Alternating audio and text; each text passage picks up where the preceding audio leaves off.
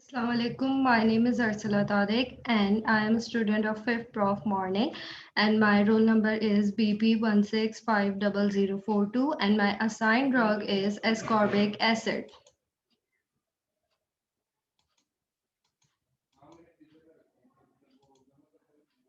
Indications given for the ascorbic acid. Ascorbic acid is an essential source of vitamin C that is used to prevent the antioxidants that is acts as antioxidant and used to prevent the low levels of vitamin C in the body. As you know, vitamin C is used to maintain the healthy skin, cartilage and bone, and low levels of vitamin C can also lead to a condition called scurvy. Side effects of consuming too much of vitamin C is diarrhea, nausea, vomiting, abdominal cramps, and also the heartburn. Drug-drug interactions of vitamin C. Vitamin C can or cannot be taken with few drugs, that is aluminium. Taking vitamin C can increase the absorption of aluminium containing drugs such as phosphate binders, but this can be harmful for some people with having the kidney problems.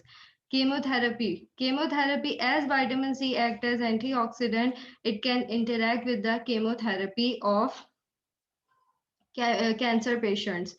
Estrogen. Taking vitamin C with contraceptive or hormone replacement therapy increase the level of estrogen. Protease inhibitor. Oral use of vitamin C might reduce the effect of antiviral drugs, including the protease inhibitor. Statin and niacin. When taking the vitamin C, the effect of niacin and statin, which might benefit people with high cholesterol, could be reduced. Warfarin. High doses of vitamin C might reduce your response to this anticoagulant. Dose adjustment. There are certain dose adjustment required for the vitamin C. That is for adult 70 to 150 mg daily dose is given, and for pediatrics patient 40 to 50 mg daily ascorbic acid or vitamin C dose given.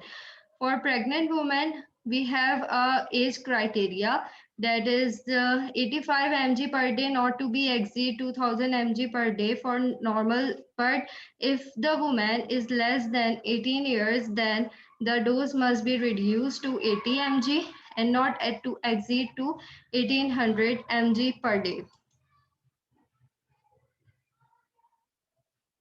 Drug toxicity with mechanism. Although mostly ascorbic acid remains don't cause toxicity, but as a drug, it can cause toxicity when consumed or with when on the overdosing side. So we can say that although mostly ascorbic acid is completely absorbed in the small intestine, and it is used for making the mature collagen. How it can make it can residue proline residue requires the vitamin C for the hydroxylation and making the formation of mature collagen. So overdosing of vitamin C can be cause fatal cardiac arrhythmia. But in the case of those patients which are having the iron overload, and it can also given the false negative stool tests. So what can we do if we have an overdose patient of vitamin C? We should have to give him an antidote. For antidote, we have a choice of calcium ascorbate, neutralize vitamin C, and other precautions should also be taken. That is, further, we should stop taking the vitamin C supplement further, and drinking lots of water is also recommended to the patient for the flushing and the eliminating of the higher doses and higher concentration of vitamin C in the body. Irrational use of ascorbic acid. As we know, ascorbic acid has an enormous impact on controlling the cold and flu. And it is also an OTC medicine which can be prescribed easily without any prescription. So it is consumed by large doses by the patient.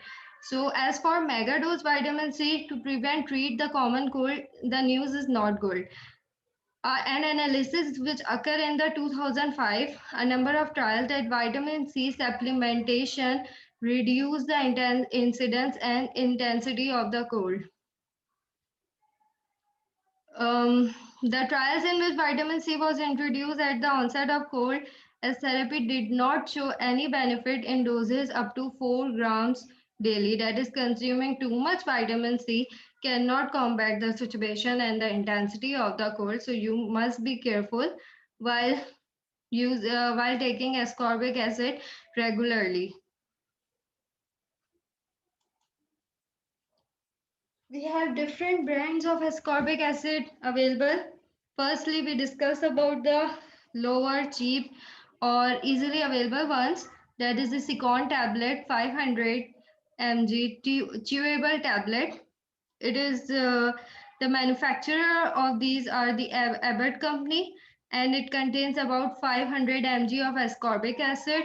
And the retail price is 126 rupees.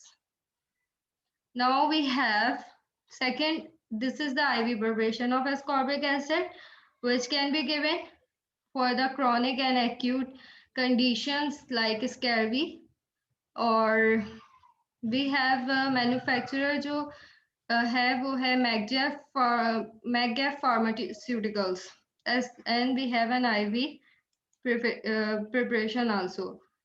And third, we have um, kind of expensive preparation, which is given by the new Now Food C1000 vitamins for the immune system, skin, bone, and joint. And it retails for about 8,954 rupees, and the manufacturer company is Now Foods. Okay, preference. The preference should be IV for 100% bioavailability. If the person is facing the chronic low levels of vitamin C, then the IV levels should then the IV source should be preferable. But on the economic point of view, on regular purposes or for the consumption, we can also switch to the oral chewable tablet, which are the cheaper ones and can be available throughout the Pakistan as an OTC medicine. Scurvy. It is a disease which is caused by the low level of vitamin C. Vitamin C is an essential nutrient which is used to absorb, which help in the absorption of iron and also help to produce the collagen. In fact, the incidence of incidents of scurvy occur in infants more because the consumption of only milk products and not taking food and any other citric fruits or oranges, which are the rich source of vitamin D, and also the other fruit which are containing the amounts of vitamin C. The scurvy can also cause the periosteal hemorrhage, a type of bleeding that occur at the end of the long bones, or the causes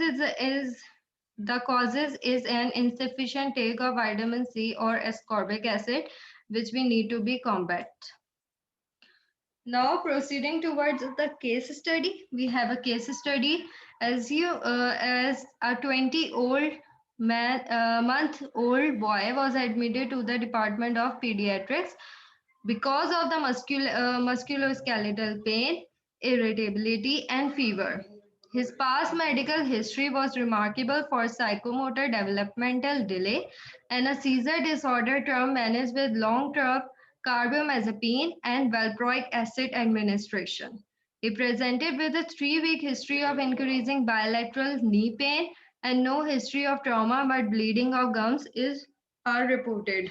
The laboratory data results were as follows: white blood cell count 13,900 per microliter, platelet count 368,000 per microliter, and iron deficiency was also confirmed. However, copper and zinc levels are normal. Serum ascorbic concentration was found extremely low, under 3 micromole per liter. Reference range is given is 26.1 to 84.6 micromole per liter होना चाहिए, but the patient having an extremely low ascorbic acid level. We need to address this situation. The patient also had a history of poor dietary intake, and he only existed on the diet of milk product, and there was a lack of fruits and vegetables. On physical examination, the patient weight was below the third person of his average weight group, means the patient is also weak. Acidoparalysis of the lower limb was noted and the boy refused to walk. The radiograph of the knee also show osteopenia. Subperiosteal hemorrhage are also reported. Subjective assessment. Patient has a past medical history of psychomotor development and seizure disorder managed with long-term carbamazepine and valproic acid administration as we already discussed above. And the patient now presented with a complaint of 3-week history of increasing bilateral knee pain and no history of trauma and bleeding of gums reported. Patient also had a complaint of musculoskeletal pain, irritability, and fever. We need to address all those situations also. Laboratory data results show WBC count should be 13,900 per microliter. Platelet count as given in the laboratory assessment. Iron level deficient, ascorbic acid less than 3 micromole per liter, pseudoparalysis, osteopenia, subperiosteal hemorrhage, which is a major symptom of scurvy as we discussed earlier. Proceeding toward the assessment of the patient has a history of poor oral dietary intake. He existed only on the dairy product like milk, but not on the fruits and vegetables. As a patient, about third person of his average weight group, showing the patient is severely malnourished, which can be seen. As the boy showing the symptoms of pseudoparalysis and can't able to walk, and as osteopenia of knee was also reported indicating the symptoms of pediatric scurvy.